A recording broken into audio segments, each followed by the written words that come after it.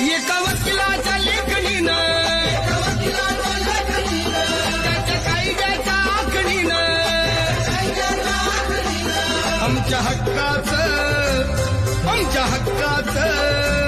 आमच्या हक्काचं लेखन व माय मग कुणी नाही केलं भलं व माय अगं दिल्लीचं दालन फुलं व माय